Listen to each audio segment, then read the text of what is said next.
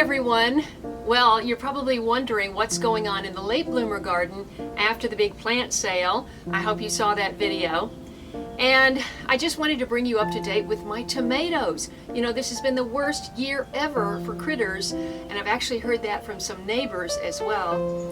So I just want to show you all the tomatoes that I brought onto the porch, how they're doing, and catch you up a little bit on the late bloomer garden, so stay with me. So you know, I told you about this cool idea I had for an in-pot trellis. And I got these little forms. They're actually for pouring concrete or something at Home Depot. And they come, I think, in about 10-foot strips. And I just bent two over, maybe they're 8 foot. And I bent two, they're bendable, and I stuck them into the pot.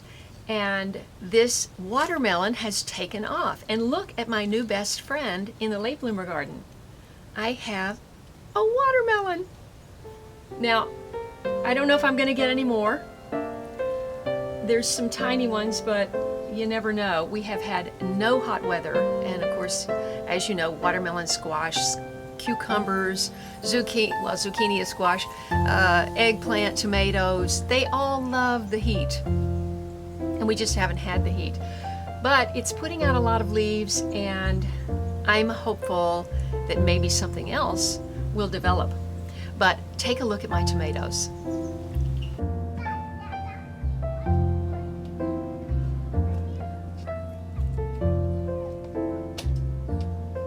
And I don't know how I got lucky, but for some reason the critters moved on to greener pastures and left my tomatoes alone.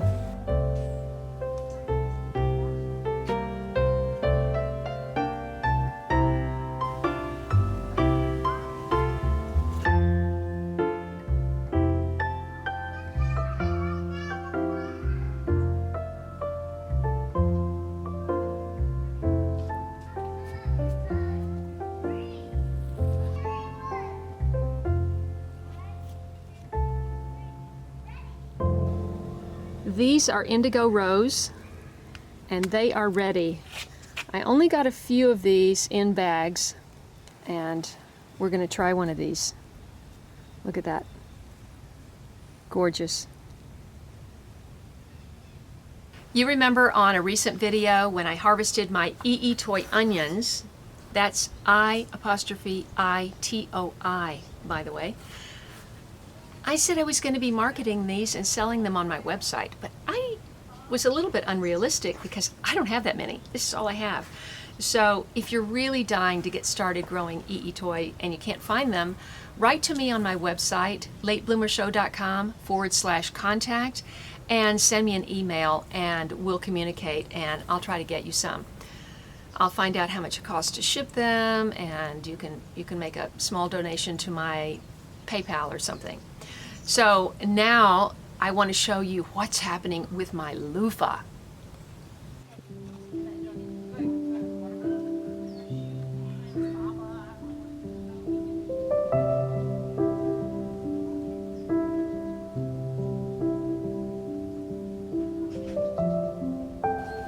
So here are my loofah, and these are ready to eat. All of these. In fact, I think I waited too long for this one.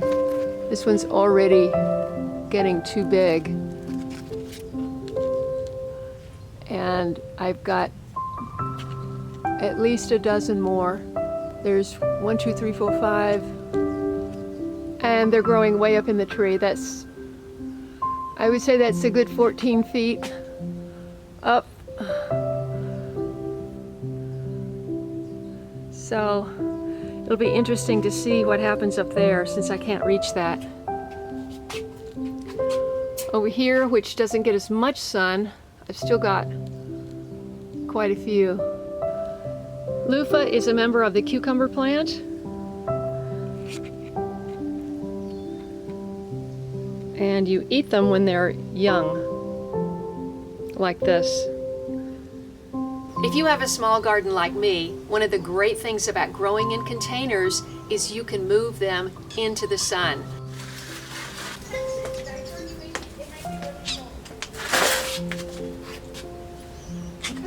I am always chasing the sun because this is a front yard with existing trees, and the sun goes over and half the time your plants are in the shade. So sun-loving plants like tomatoes and roselle. Isn't this a beautiful plant? These seeds were originally given to me by Jack Davis at Epic Yard Farm in Phoenix. And this is the first time I've had a beautiful plant, and I'm very excited. So I highly recommend these cloth pots because A, they're lighter and they have handles. If you do use the cloth pots, you're going to want to get saucers to go underneath because this is very porous, and the water, when you water, will go out the sides and down, but it will be reabsorbed by the roots.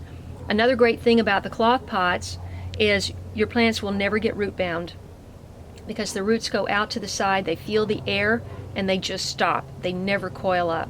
So pots and saucers you can find on my Amazon store. So that's my little tip for growing in a small space garden for today. One of the things I am so excited about this year is, look at this pepper. It is so healthy, and this pepper came from, the seeds came from Pantelleria, the island of Pantelleria off of Sicily, when I made my trip over there in 2016. And I met a wonderful gardener there. She had a huge property with olive trees. She made her own olive oil, and she had this little pepper sitting there, and she gave me one pepper I brought back. And I have been growing this ever since. As you probably remember, my peppers got a terrible disease, and I changed all of my seeds, pots, dirts, everything was fresh and new last year, and it still came back. So all of my peppers got wiped out except this one and the Pekin pepper from Arizona, and it's looking great too, so I'm very excited about that. If you've been watching my channel, you know how much I love okra. And one of the things I absolutely adore about growing my own food is eating it fresh. And I discovered only last year when I was at Angie's that you can eat okra raw. And this is a perfect size to eat it raw.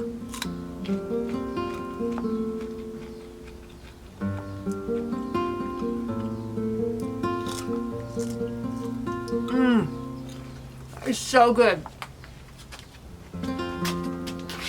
Another plant I'm really excited about is this jalapeno. Oops, just broke that off. Once they get ripe, they break off very easily, so I need to eat that. And peppers will get red if you leave them on, even jalapenos, so these need to come off too.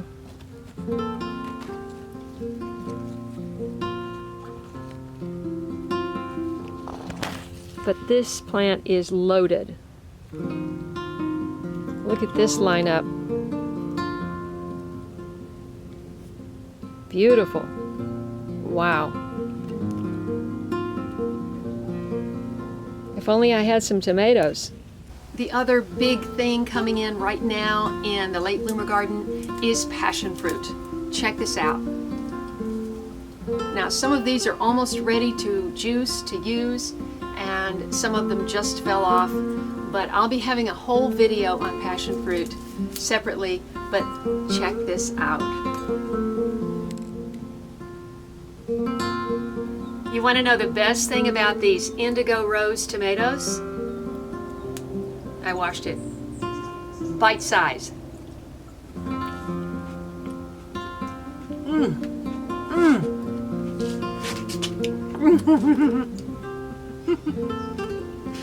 That is so juicy and good.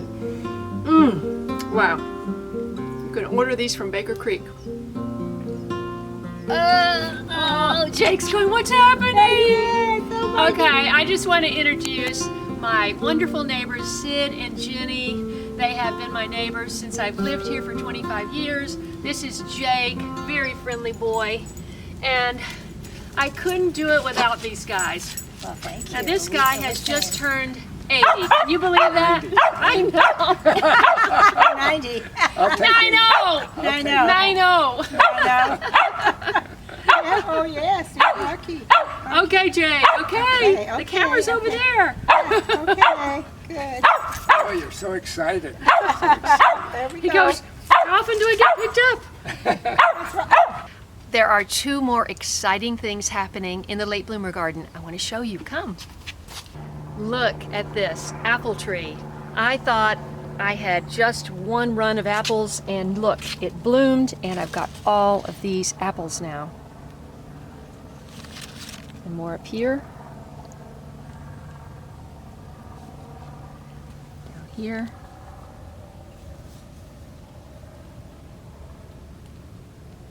And one here.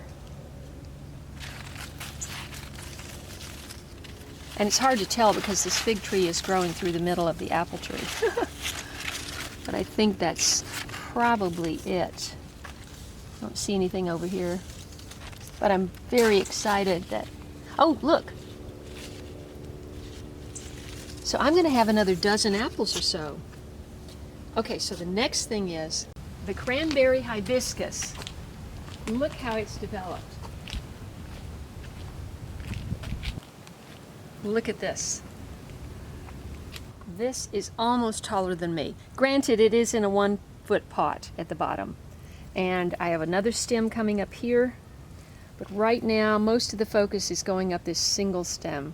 Obviously, I could cut it and it would bush out, but I'm not sure that's what I want to do. And the other one over here, oh, can you see my dove right through there? There's two of them. You see them in there? Those are my mourning doves. It's a pair. They mate for life. And they sleep in my pine tree and leave all their droppings on my porch. This is my other cranberry hibiscus, not far behind. Got two smaller stems right here. And oops, looks like something's eating on that leaf.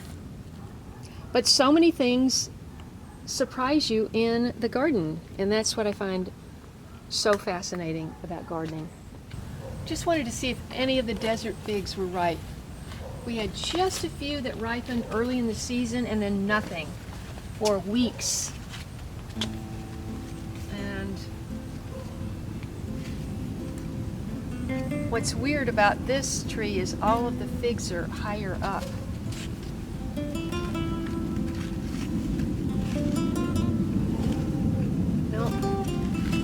We just haven't had hot weather, and I think that's why.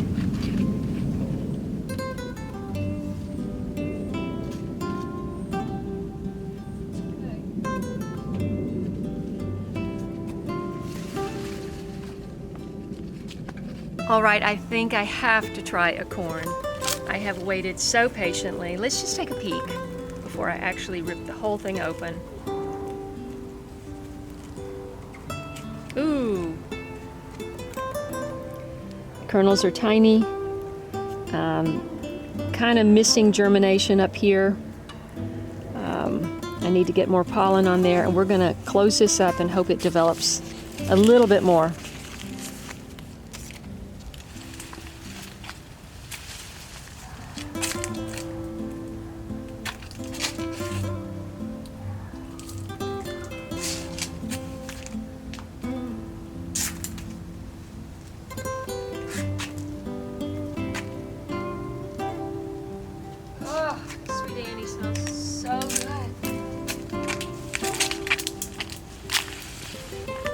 Thanks so much for watching this channel, liking my videos, and especially sharing them with your friends and helping it grow. And I'm so excited about my first new t-shirt. Please order your late bloomer t-shirt and wear it proudly and spread the word about this great channel, which I hope has inspired you. And I look forward to seeing you in the next video. And if you enjoyed this video, why not try these? See you next time, guys.